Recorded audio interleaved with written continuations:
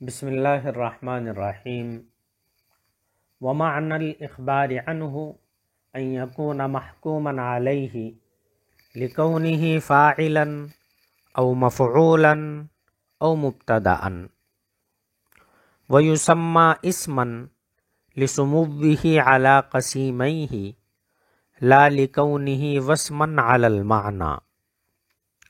ومعنى الإخبار عنه اور اخبار عنہ کا معنی ان یکون محکوما علیہ کہ وہ محکوم علیہ ہو، لکونہ فاعلا اس کے فاعل ہونے کی وجہ سے، او مفعولا یا مفعول ما لم یسمى فاعلہ ہونے کی وجہ سے، او مبتدأ یا اس کے مبتدا ہونے کی وجہ سے.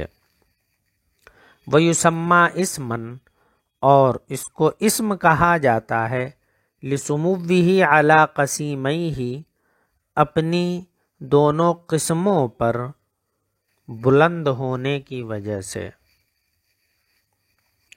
لا لِكَوْنِهِ وَاسْمًا عَلَى الْمَعْنَى نہ کہ اس وجہ سے کہ وہ اپنے معنی کے لیے علامت ہوتا ہے. ایک بار اور ترجمہ دیکھ لیجئے. وَمَعْنَى الْإِخْبَارِ عَنْهُ اور اخبار عنہ کا معنی ان یکون محکوما علیہ یہ ہے کہ وہ محکوم علیہ ہو، لکونہ فاعلا اس کے فاعل ہونے کی وجہ سے، او مفعولا یا مفعول ما لم یسمى فاعلہ ہونے کی وجہ سے، او مبتدأ یا مبتدا ہونے کی وجہ سے. وَيُسَمَّى اسمًا اور اسے اسم کہا جاتا ہے، لِسُمُوِّهِ عَلَى قَسِيمَيْهِ اپنی دونوں قسموں پر بلند ہونے کی وجہ سے، لا لِكَوْنِهِ وَاسْمًا عَلَى الْمَعْنَى نہ کہ معنی کے اوپر علامت ہونے کی وجہ سے.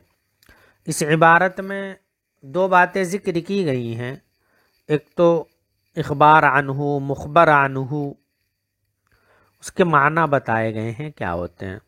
میں نے آپ سے کہا تھا کہ آگے مصنف خود بتائیں گے، وہ یہاں بتلا رہے ہیں.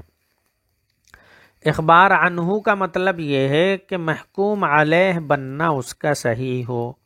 محکوم علیہ جس پر حکم لگایا جائے، محکوم حکم لگایا ہوا، محکوم علیہ جس پر حکم لگایا گیا ہو. اخبار عنہ کا معنی بتا رہے ہیں کہ اس پر حکم لگایا جانا صحیح ہو، اس پر حکم لگایا گیا ہو. حکم کس پر لگایا جاتا ہے؟ اس کی تین صورتیں بتا رہے ہیں. لِكَوْنِهِ فَاعِلًا یا تو وہ فاعل ہوگا، اس وجہ سے حکم لگے گا. اس کی مثال سمجھ لیجئے، ضرب زید، زید نے مارا، تو اس میں فاعل زید ہے، تو زید کے اوپر مارنے کا حکم لگایا جا رہا ہے کہ وہ مارنے والا ہے.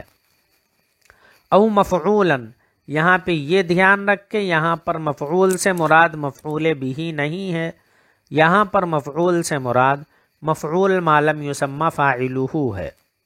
مرفوعات میں آپ نے پڑھا ہوگا، فاعل ہو یا مفعول ما لم یسمى فاعلہ ہو، مبتدا خبر ہو وغیرہ، تو یہاں پر مفعول سے مراد مفعول ما لم یسمى فاعلہ، جس کی مثال ضرب زید، زید مارا گیا، اس کو نائب فاعل بھی کہتے ہیں. تو اس کے اوپر بھی حکم لگایا جائے. او مبتدا یا وہ مبتدا ہو، جیسے زید قائم، اس میں زید کے اوپر کھڑا ہونے کا حکم لگایا جا رہا ہے.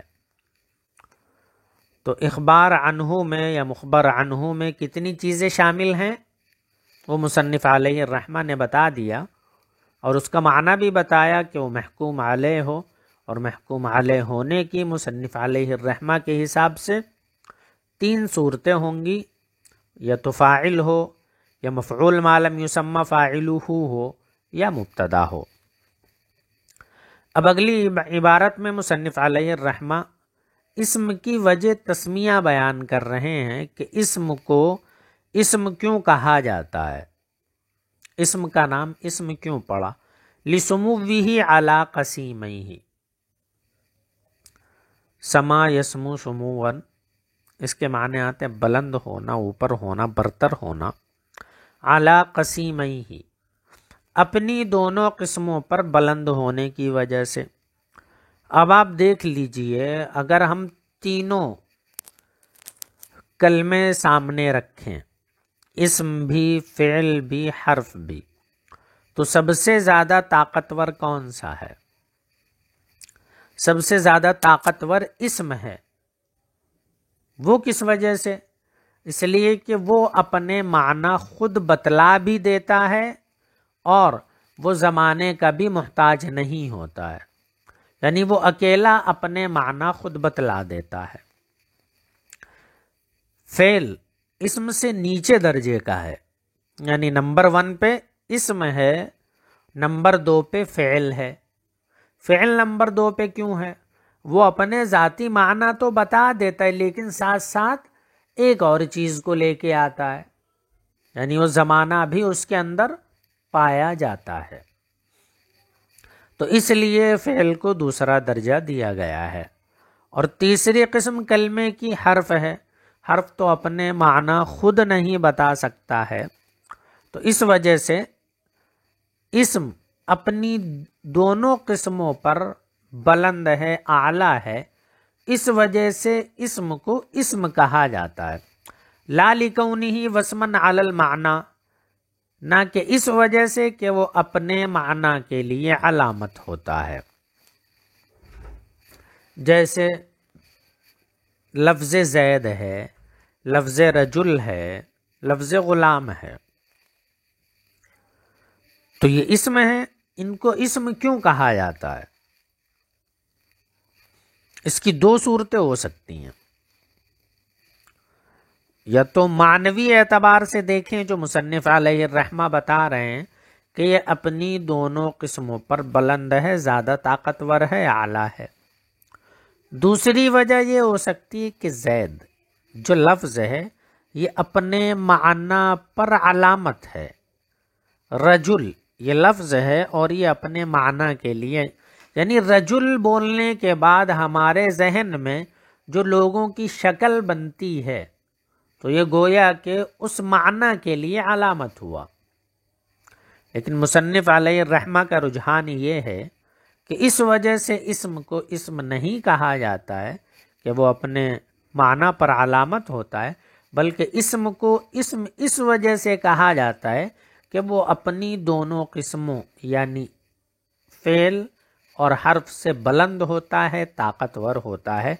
इस वजह से इस्म को इस्म कहा जाता है। उम्मीद है आपकी समझ में आज का सबक आ गया होगा। अस्सलामु अलैकुम वरहमतुल्लाहि वबरकातुहू।